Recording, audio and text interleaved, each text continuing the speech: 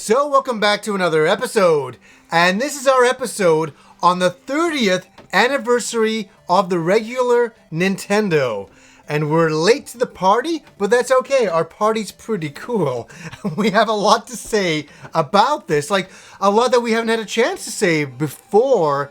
And I'll just start off. A lot of people talk about the early days of the Nintendo and all that, but I just want to talk about some of the emotional aspects of it. That when I got my Nintendo, I didn't really know what I was getting. My dad opened up the back of the trunk and it was there. It was my birthday, and I'm like, oh my god, my own Nintendo.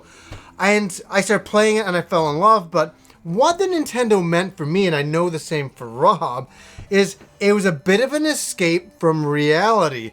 And at the time, I was, just a little. At the time, I was in grade 7, making the transition into grade 8, going into high school. And that's always an unusual time. And I was kind of like, I had my ups and downs with it. But the one thing I always loved was going home and playing the Nintendo and playing an RPG or playing something like that. I just loved escapism. And that's what video games have always been for me. And Rob has a great story that, I don't know if it's a great story as much as it's, it is a moment. It's something. It's a journey. It's a journey, yeah. I don't know how to sort of start into this, so I'll just sort of dig in. When I turned 8 years old, my parents moved from Ontario to BC, Vancouver area. And the first school that I went to, I got bullied. A lot. Nobody knows this because they look at you now and they're like, you got bullied? Yeah, I know. A lot of people say that because I hit 20-something and all of a sudden I filled out. From the time I was born up until I was about 18, I was skinny as hell. I was quite short. I was a very meek kid. I was a very emotional kid. I was very open about my emotions. I was a very sensitive kid. And that, in a guy at that era, meant target. And that's what I was. I mean, the kids in Ottawa, I got along with great. I moved here, and the first kids I met were like, oh, you want to hang out with us? You got to fight with us first. Yeah. An 8-year-old. Yeah. That says you got to fight with us to hang out with us in a upper middle class neighborhood. Now let's think about that for a minute. Yeah. So it was not a good time. We had, when we moved out, a Commodore VIC-20 and a bunch of games for that, which were fun. Yeah. I mean, they were fun. They were video games, a little. But you hadn't become a video gamer. It's just something you kind of did. Yeah. It was just, they were games. Yeah. And I would play them sometimes, or I'd read my books, or I'd do my whatever, right? A lot of stuff inside the house where it was safe. But when I was introduced to the Nintendo Entertainment System, which was by a kid named Craig, and I don't know if he's watching or not, but if he is, this is all your fault, buddy. All of this. No, yeah. He had moved up from Arizona, and he had a Nintendo. I'd never heard of this thing. Yeah. And he showed it to me, and the same thing. At first, I was like, oh, this is really cool. And so for a year or two, my parents would rent them on special occasions for me, or I'd go to someone else's house and play them. Yeah. But when I got one of my own, it became so much more than just a hobby. It became so much more than just a game for me, because it was, as you said, it was an escape, but for me, so much more so. Yeah. Because I was getting beaten daily. I was getting beat up. I was getting mistreated. It was scary. It was frustrating. I stopped telling my parents because they had enough stress. They didn't need to deal with this. The school told me it was my fault. The counselors told me it was my fault. This is the old days. How old were you at this point? 10. 11. Jesus. And I was still dealing with this. I got transferred in grade 6 to another school, but all the kids in the area by that age knew each other, and it just followed.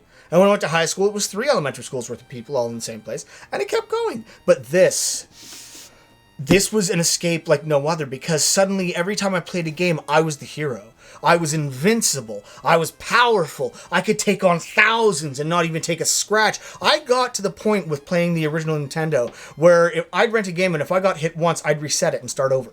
Yeah. And I'd play through until I could play through without getting hit. It became a bit of a religious thing in a way. It was. For me, for me, this was, people talk about now they need a safe space, and whatever.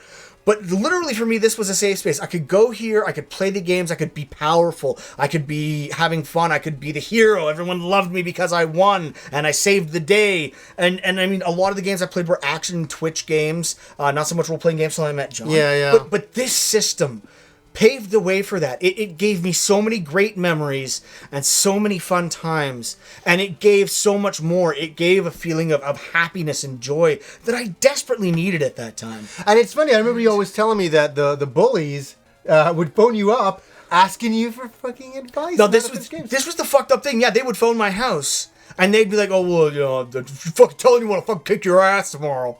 But I'm stuck in this game and I don't know how to get through. And I wouldn't even have to sit in front of the console. I'd just be like, okay, so where are you? You're in Mario 2. Okay, you're in that world. What you need to do is you need to take the potion and go across the ice and down onto the whale's tail, throw the potion down, go through it in the door, and then there'll be a jar you can go down, and that's the warp zone you're looking for. Yeah. And I could do it just off the top of my head, and it didn't matter what game. It was crazy. Yeah. But these games made such a connection. That's where my fascination with Mega Man. Yeah. Right here. Because of how amazing it was. But the reason that we're so nostalgic about this isn't just because of the games themselves. Yeah. It's because of the era and where we were in our lives and what it meant to us, that escapism and freedom. And really, it was so magical and so powerful and so visceral. Yeah. It was such a real thing for us. And and the thing is like, yeah, you get older and you get drinking and smoking. We ended up doing that later. But you know what? Here's the thing. Even when we got into that, when we started hanging out, we were both smoking like chimneys and drinking like fish. Yeah. Regularly, we'd be drinking our beer, and funnily enough, augmented by the beer was that warm, fuzzy feeling. And we'd go get the Nintendo, we'd bring it up, we'd hook it up in your basement, and we'd bring out a stack of games like this, and we'd put one in, and we'd play to where the music was that we wanted to listen to. We'd put the controller down, and we'd just sit and smoke and drink, and just listen to the music, and just talk about those times. And we were just out of, I was just out of high school. Well, I was a little further out of high school than you at that point.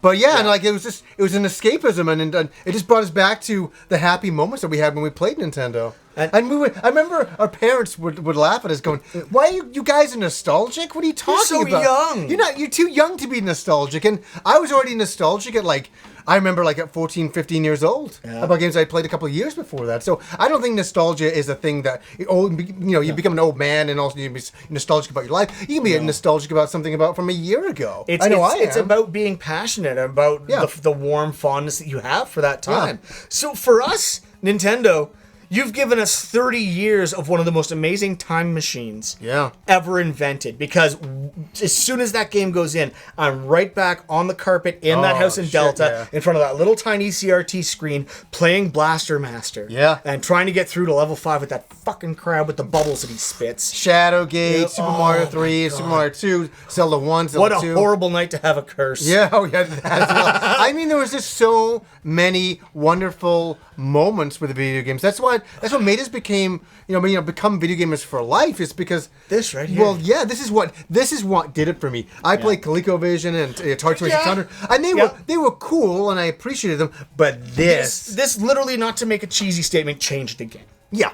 It was the difference. It was so much more engrossing. It pulled you in more. The worlds were so much bigger, so much more involved. They could really take your Mario, imagination. Like I remember playing Mario for the first time and going, there's secrets in this game? Like, there's secrets in a video game? Invisible blocks that you have to find randomly? And warp zones to get ahead levels? I was like, it was wild stuff. They were really ahead of the time in that regard. This is where it started, and I mean, Legend of Zelda was, I think, one of the first that started going from you're trying to get the high score to, no, there's a goal. It's an adventure. Yeah. It's not just, level 1 to level 10 and you get as many points along the way. You had to wander all over the map, find things, listen to clues. So amazing, so different. Yeah. But most of all, just so much emotion. And I can say as well, I'm going to go back to it, but this really saved you. You know what I mean? No, I will be honest. This did save me. Yeah. And I'm not being melodramatic. I don't want to be I know the ridiculous. For years. Yeah. This was one time I was, as a kid, lashing out sometimes under those circumstances, and my parents took away the video cables and the power cable for it. And they come home from work, and my brother and sister were in high school at this point, or past high school, might have been in uni. Yeah. They came home from work, and all the lights were out in the house, and I was just sitting in the living room, and I was staring, waiting for them. And they walked in, and they kind of like, what's going on? I said, don't you ever, please, don't you ever take that away again. I know you think this is a smart thing. You don't understand how much I need this. Yeah. Like, you don't understand, and I don't have time to tell you, but please, it's important. I want you to understand. Don't ever take that away again because I need this. Yeah. And they got it. They looked in my eyes and they got it. Like, I needed this because I had nowhere else to go. I couldn't tell them how bad it was. I couldn't tell anyone else how bad it was. No one was going to back me up. I was entirely on my own. Yeah. for 10 years. Yeah, and the thing is, that, like, as I say, this is the only thing he had. He didn't have alcohol at that point or smoking. Nope. He had no other escape. I remember coming home and you'd have so many emotions from high school and so much shit's going down, and you're like, what can I do? And you didn't know, you were so worked up that you kind of needed something to do when you didn't drink or smoke. And this was what I needed. I needed to get away. Yeah. And I did, and games became that escape, and they were therapy. Yeah. They really were. And for all the people that say, well, playing games makes a person that goes through stuff like that violent. I went through 10 years of severe beatings every day, including in the summer. They'd come to my house when my parents were at work and knock on the door. And if I didn't open it, they'd throw rocks through the windows. Yeah. So, I went through that, and I took them. But I played these, and that's where my violent feelings that need to be aggressive and to deal with that feeling, this is where it went. Yeah. Not out in the world. So it was an amazing. This is very, very deep and very. That's why I wanted to do it. But it needs to be said. But and so I know I'm sharing a lot. I hope you guys, if it rings true for some of you, tell us. Let us know. But this was so much more than a toy. For our era, this was what we needed. It was what I needed, and thank God for it, Nintendo. Thank you. Yeah. For 30 years of the best therapy money can buy. That's fucking amazing. And it's true. When I met Rob when I was 20, oh my God, I was 22. That's 22. Right. I was like 19. Yeah, and so me and Rob spent many, many nights in therapy in my basement talking about all of this. This is the other thing, is that what some folks don't know. I came out of high school. I had no social skills because I had no friends. Yeah. This guy took this crazy, weird, messed up kid under his wing, and this guy had been part of the cool crowd. He'd been with the skaters and done been the time. He was one of the toughest fucking guys around. He could hold his. He never lost a fight. He was a fucking tough fucker, and he. Seeing this guy who would walk around in a full-on jester costume with bells on the hat, the full fucking nine, walking around in public, but being upset when people would pay attention to me and look at me funny. And he was. I think that was part of what it was, though, is that you're like, well, beat me up then, fucking do your worst to me. I kind of got in people's faces. You kind of said, well, I'm going to be fucking even more different. That's what happened to you. But he took the time and talked to me and helped me learn and helped me realize that I could internalize that side, dress more reservedly, but always be me, but not have to shove it up people's ass. You know? And it was so amazing. And that was the cement that started our friendship and made it so strong, was that you in a way saved me too. You saved me as much as the Nintendo did because we shared that bond of nostalgia. We found a bond together that here was someone else that back then people didn't talk about this. Nobody talked about video games. So that's why I was like, oh my God, when I bumped into you and you were younger. And you were probably 18, fresh out of high school. Yep. And I'm like, hey, how's it going? I'm driving around in my car, and I just kind of through a breakup, at the time. And you're like, oh yeah, you still playing video games? Like, yeah, you still playing video games? I'm like, wow. And we're like, well, let's hang out. And then you came over, and then and that's where it began. And then we, that's when we just started sitting in the basement talking every night. And that's what we did, was we would sit and talk and just talk about some of the stuff that Rob had gone through. So I know there's a lot more stories about all of this. It's like, you know what I mean? This is a big story for Rob. And that's why I wanted Rob to tell the story today, because it's just so deep and it's so ingrained, and I know it's such a huge part of the beginning of his life. It is, you know what I mean? And it's what made you such a huge part of my life. Yeah, you too. And, I can never thank you enough. I can never be thankful enough for the friendship we've had and that we have. Yeah. I can never be thankful enough to Nintendo and to you. And honestly, it's just unbelievable. Yeah. It's amazing how something that would seem so trivial to some people can have such a massive impact on a human life. Yeah, and you know what? There's our love for this machine and video games and just the hobby of fantasy and adventure and all that kind of brought us together. Yeah. And then we had a real friendship, and this was before the internet. You know what I mean? And we're very thankful that we got to hang out before the internet, because we were always sitting on our phones going, "No, what's that, Rob?" We had to talk to each other. Yeah. The always on the phone thing was just because first thing in the morning I was like, "Are you gonna get the fuck out of bed and come over?" "No, it's your turn. I want to stay asleep." Yeah, that was the on the phone. That was the only on the phone things that we did. Yeah. We would hang out and just talk and socialize and leave. We didn't have the phones. I'm really happy about that. I'm glad of those times. You know what? It even was at the point our friendship got so good so fast that within the first month, I knew I didn't even have to phone. I'd get up in the morning and know I'd be up before this guy because he was hangover. Yeah. So I'd get up. I was trying to drink my problems away. Nintendo wasn't doing it for me anymore. I'd get on my bike and I'd ride straight down to your house, and I could just let myself in the basement door. Your basement door was always open. I'd come in, I'd put on the tea, you'd stagger out of bed in your robe with your hair sticking everywhere. Yeah, I used to have cigarette in long your mouth. hair.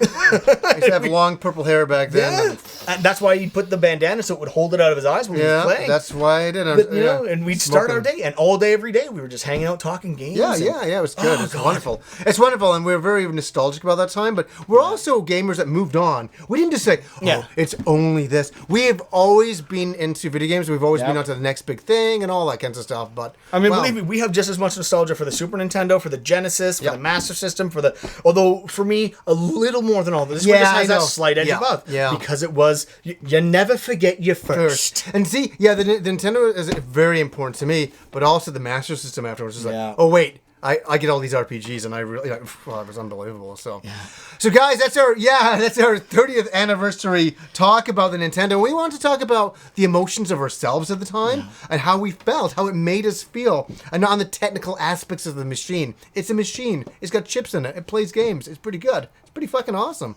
You know. So, anyways, guys, until next time.